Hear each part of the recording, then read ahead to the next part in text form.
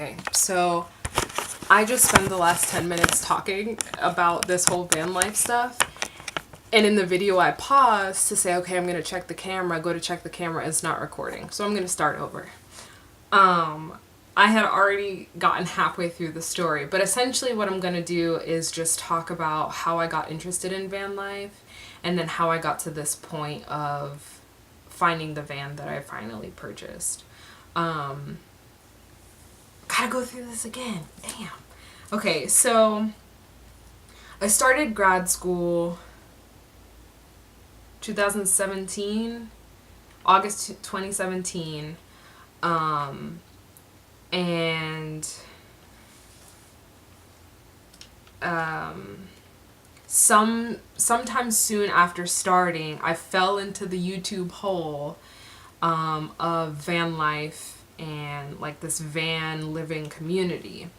And so in my journal, I have an entry for March 6, 2018, and then I have the journey for van life, which is like these little drawings and like notes that I have. And then I have an entry for March 20th. So somewhere between the 6th and the 20th, I fell into the hole and couldn't get back out. So after that point, I spent the last year and a half watching videos about buying different vans, pros and cons of different vans, pros and cons of building it out versus like paying somebody to do it or just doing minor things, living in a car even, and like what that might be like, because I have a journal entry somewhere in here where I considered like spending this summer converting my car to be able to just car camp. And so I was just so excited that I was like willing to do anything to just try this out. And so I had that idea July of that summer. So fell into the hole, have been watching videos, like any video I could find about tiny home living, camper van, RV living, like bus conversions. I was watching them and learning. And then since then, I just will comb through Craigslist. Like literally all day, every day, I will comb through Craigslist and look all over Florida. And I even considered looking all over Georgia because I have family up there. It's not too far of a drive. I figured if I was to find something up there, I'd be able to make the drive. And something that I didn't mention earlier that I remember now is like the very first step into this process was when a listing on Craigslist for like a 1983 VW high top van was listed. And I mean, this thing was beautiful. Like, it had all the original interior in it, but it was just really rusty on the outside. But I saw it and I was like, here we go. This is the opportunity. I can do this. This is what I want. Okay, what will it take? So then I started doing the research for conversion. Mind you, like, I don't think that would have been the best choice and it just wouldn't have worked. But that was the first step of like, okay, let's do this. And I talked to the guy about it. And so that gave me the first kind of taste of the research process for finding the van for me. And then I happened to come across a Toyota, like a 1990 Toyota Winnebago Micro Warrior,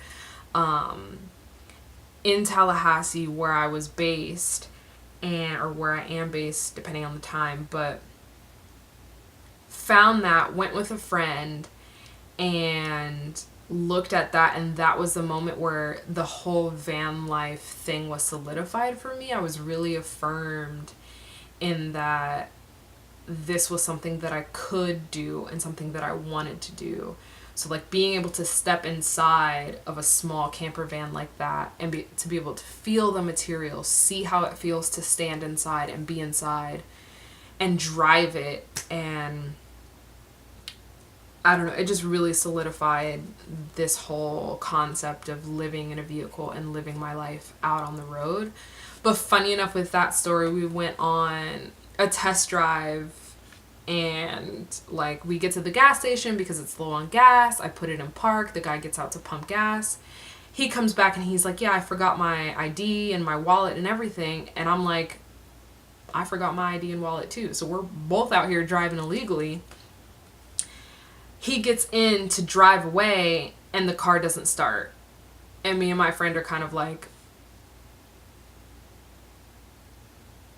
now what? We got back home safe, but, and, you know, obviously that wasn't the van that I chose, but it was just a really funny moment to like be affirmed in my ideas and my concepts and my dreams, but then also like have that experience of going to see something that is so old and like will have problems like that. This same friend went with me to Ocala to look at a 1986 camper van that was in really good condition and was something more of what I wanted and within my budget. And, you know, it was a really good option, but the logistics around it didn't work out. And the guy wasn't willing to budge around his price, which I wasn't too mad at, just because he had a whole operation to where he sells vehicles and then donates the money to a charity.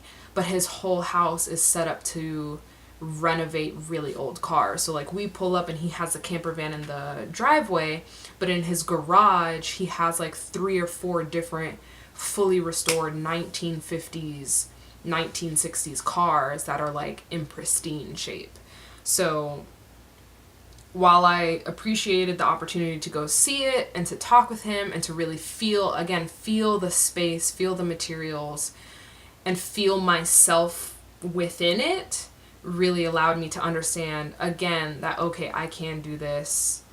But also really to have patience. And that's one thing that I've learned, is to just have patience in the process, because you really want to make sure that you're doing the research and you find the best fit for what you want and what you need and for what you can afford.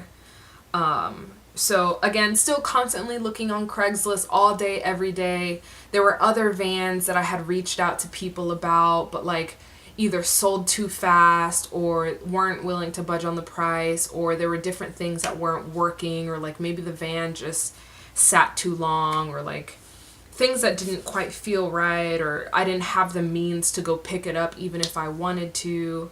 And so fast forward, my spring semester ends. I pack up all of my stuff and my dog, and we drive back home to Jacksonville. I get settled at home. I'm sitting on the couch. I refresh my Craigslist, and a van goes up in Tallahassee, which I just left from 3 hours ago, that I easily could have gone and picked up and paid for. And I call the guy, and like, I had missed him by 15 minutes. He calls me back the next day. I was the first person to respond, blah, blah, blah. But the reality was that I was in Jacksonville when the van was in Tallahassee. It was in really good condition for another charity. A charity was selling it for profit to fund the charity. Very well kept van and very low priced. Like, that van sold within 4 hours of me talking to the guy that morning. And so it was a really good opportunity that was missed, but it was one of those things that like that let me know that things were coming to fruition, that the cycle was turning faster and faster, and that I was going to find the van sooner than I thought. Because, mind you, I had spent 1.5 years searching up until this point, had talked to a few people, finally saw the first van, finally saw the second van, was getting closer and closer to what I wanted. Now there's one literally within reach, just too far for me to actually hold on to, and then cut to, now I have this van here. So I'm going to check the camera again. Hopefully I am recording this time, and then I'll flip it back around to talk about the van. So cut to the van that I have now. So hopefully I'll be able to insert like the Craigslist ad, because I did take screenshots of it. But so I think it was Sunday, I was hanging out with my man, and like Sunday morning, I'm on my phone on Craigslist. We're driving to wherever we're going, and I'm scrolling, and I show him, and I'm like, look how cute this van is. Like, it's in really good condition. It's really cute, blah, blah, blah. Love the colors. Like, it looks great on the inside, but it's overpriced. And mind you, I had been tracking this van for at least a month because the ad had been up for a while. And so I'm like continually finding this van as I continually refresh the page and refresh the city that I'm looking in. And so this van comes up. I'm like, oh, it's really nice, really cute. This would be a good option. However, this is not the price that I'm willing to pay for it. So that's Sunday morning that happens. And then we go about our day. We have a really great day hanging out together. And then I get back home, refresh the Craigslist page, and the price had dropped on that same van for $3,000. It dropped $3,000 below what it was already at. So, and then because it dropped that $3,000, it was now within my price range. And I'm like, So I send it to him, and I just sit on it, and I sleep on it. And I'm like, okay, you know what? The plan is tomorrow, I'm going to reach out to the people, see what they say, and we'll go from there. So I didn't quite like jump on it too fast, but I noted it and was like, okay, let me slow down a bit before I get too ahead of myself. So the next day, contact the number through the Craigslist ad, and the person's like, yeah, I'm out of town, but it's my mom's van. Here's her number. Just give her a call. And I'm like, okay, cool. So at that point, I'm nervous, and I start stalling. Like, I ended up cleaning up the whole house and eating lunch and taking the dogs out. Like, meanwhile thinking, okay, this feels right. And so I finally called the lady, and she's like, yeah, you can come by at any point in time. Just give me a heads up. I'm free whenever. And I'm like, okay, cool. So I hit up my sister, and I'm like, and so meanwhile, mind you, this van is in the Orlando area, and my sister goes to school in Orlando. So it's kind of, starting to, the gears are turning, things are getting connected to make this possible. So I hit up my sister, and I'm like, listen, what is your work schedule? Okay, cool. What is your school schedule? Okay, cool. And I ask her, are you willing to go on an adventure with me to get a van? And she says yes in all caps. And I'm like, okay, cool. Well, give me a minute. I'm going to call these people, make a plan, and I'll let you know. I call her, or I call the lady who's selling the van. Then I text my sister back, and I'm like, okay, this is the plan. So what I ended up doing is, I saw the ad on Sunday, talked to the lady on Monday, Tuesday morning got up and left to be in Orlando by a certain time to then pick up my sister, go and meet with the lady, and make the decision as to whether I'm going to buy the van or not. I get to Orlando, pick up my sister, we're on our way, we go see the van, and she's huge. Like, Big Becky is her name. She's named after the lady that I bought her from, but big, that bitch is big. So, like, she's just as nice in person, a little bit more dirty because obviously the time between the posting of the ad and, like, the time that I actually saw it. But me and my sister spend, like, maybe an hour, I might say, 30 or 40 minutes just inside the van, inspecting things, looking at different, nooks and crannies of it. And, she's asking me how I feel about it. And I'm like, I feel there's no feeling that I can describe right now that is anywhere near super excited and great, or anywhere near super scared, nervous, anxious. Like, I was smack dab in the middle, and I felt very stable and calm and satisfied, and like there was no conflict inside of me. And I feel like that really showed me that maybe this was the chance that I needed to take. This was the opportunity that I've been waiting for. And I was in the right mental position to make the decision for myself. So I end up calling my dad and kind of just check in with him. And he's been kind of apprehensive about the whole thing because he doesn't really quite understand the whole concept and the idea and like of the whole van living thing. But he's essentially was like, this is your life to live. You have to make those decisions, and it's really up to you. Just let me know.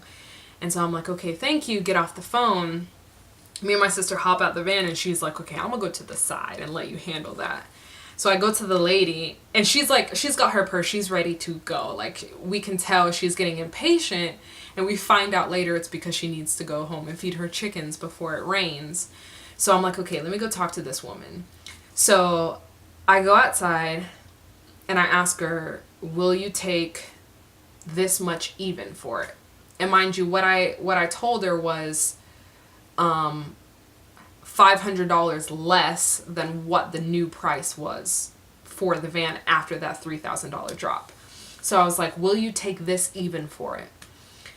And she kind of shakes her head, and she looks at the van, and she looks it up and down, and she's like going back and forth, and she finally looks at me, and she was like, yeah, do you have cash? And I'm like, yup, I have cash, I have the bill of sale, let's do this thing. And I was like, yeah, I'm ready to go, we can do this. And mind you, like, I strategized when I went to the bank to get money. I was like, I need this much in this envelope, and I need this much in this envelope. However, my thinking was, I'm not willing to pay any more than the offer that I gave her. And so I got that offer accepted. So we went through the process of writing all the information on the bill of sale. She needed to do something with the title, and we did all the mileage and information. I counted the money, and it was so funny because I was like, so do you want to go inside so I can count this money, or you want me to do it here, or what? Because we're in public. Like, this is a outside space. You have no idea what's going on. But she's like, yeah, you can count it right here. So I'm like, counting it. And so she gets the money back, and she's like, you have to forgive me, but it's been a while since I've seen hundreds. And she's like feeling the money, and it's blue hundreds, like mainly blue hundreds. So she's like feeling the money, and she's like, oh, that's so different. I haven't seen them in a while. She was maybe like 75 or so. And so like she's kind of thumbing through it, and you can tell she's a little skeptical about the amount of money and like the appearance of it. But mind you, it's in a classified like bank envelope. I told her, like, girl, just take my money so I can drive home. So, yeah, I made the sale, like, or she made the sale rather. I bought the van. Jocelyn hopped in my car. I hopped in the van, and we pushed that van home all the way to Jacksonville, the 2.5 hours straight. That van maintained like between 60 and 70 the whole way home. We did not stop once. I read the I kept track of the temperature meter, the battery meter, like everything was good. My lights worked. We made it home without a problem, and I was so proud because I feel like I'm used to cars kind of needing a break and needing to, cool down on the side of the road, and like something happens with the oil, I need to be towed. So like I was kind of mentally prepared for something like that to happen, and it didn't happen. And I felt so much more validated in that purchase because I did the research, I knew what was a good deal, and I got something that drove me home safely. And like, my sister, shout outs to her, she did a great fucking job because she tailed me the whole time. Mind you, this thing doesn't have a tag on it. It's not registered yet. I literally just bought it. And it's this huge hunk of metal driving down the highway. So she tagged behind me the whole time. Like, every time I needed to change lanes, she was right there behind me. And then we stopped at my mom's place and surprised her. So she had no idea what I was doing. And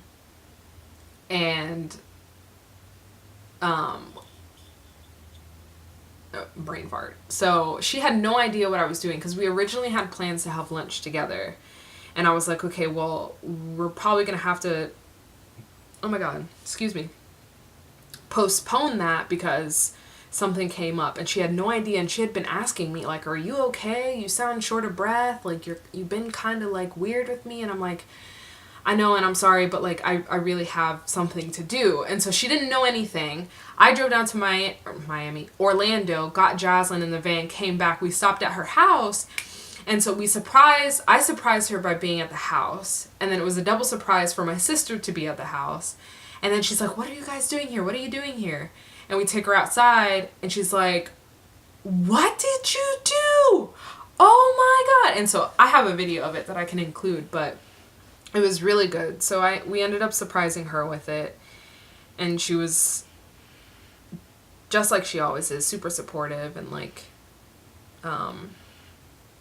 you know, proud of me. And she gave me a little pep talk about essentially making your dreams come true and like following through with what you say you want to do and like making shit happen. But so that was really good. And then I brought it home to my dad's house and he kind of took a look at it and was like, okay, it's not too bad. It's not too bad. And, you know, looked at the inside and I think bringing it home and him being able to see it in person really solidified it for him. And he's become a little bit much more relaxed and comfortable with the idea of me, you know, having this van and working on it. And so it's just been interesting, you know, that transition from talking about it and dreaming about it and showing them pictures and videos and like sending my dad and my mom different ads on Craigslist to see their opinion to, I just bought this vehicle. This is what I'm doing with my life right now.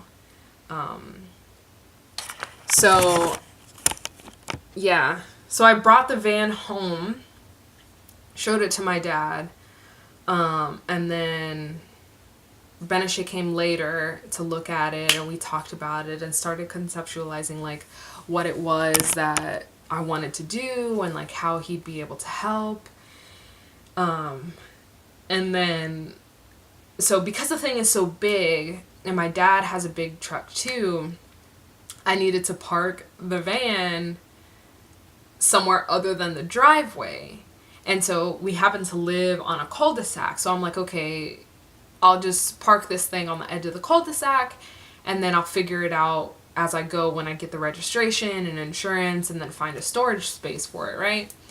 So it's on the cul-de-sac and the night goes on, I get in bed, go to sleep, wake up, I'm really excited. I tell my sister, because I have to take her back down to Orlando.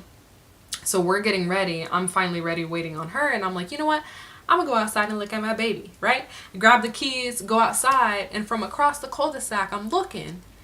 And there's an orange slip of paper on the windshield of the van. And I'm like, oh my God.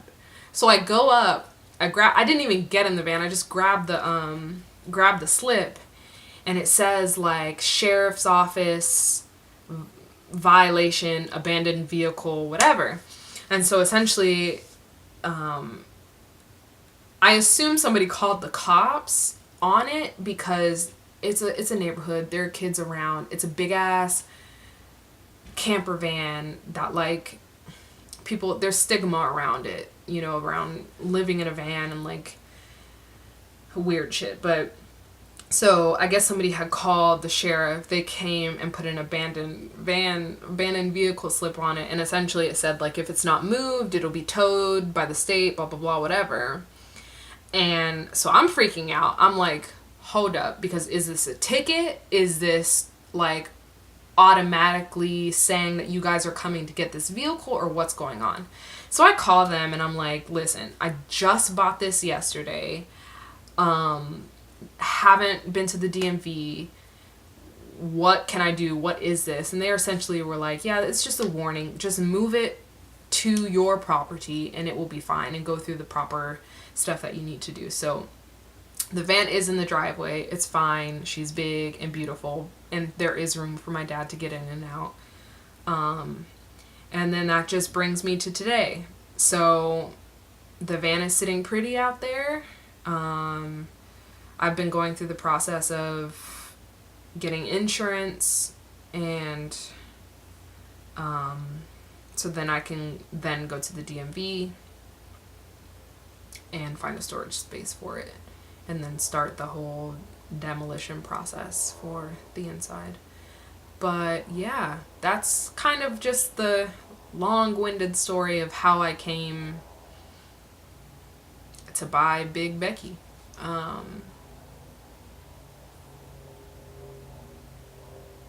Yeah, so I mean, this was the step that I've been wanting to take for a long time now,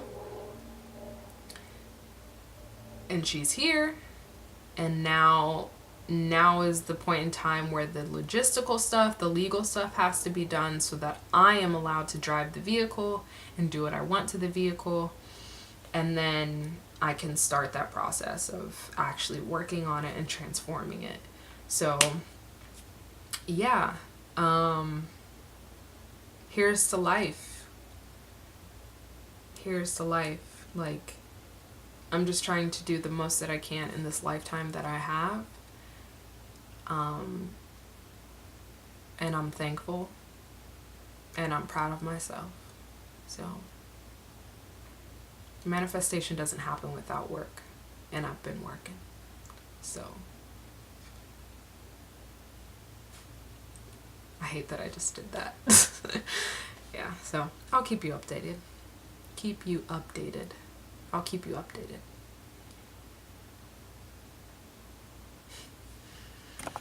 Let's see.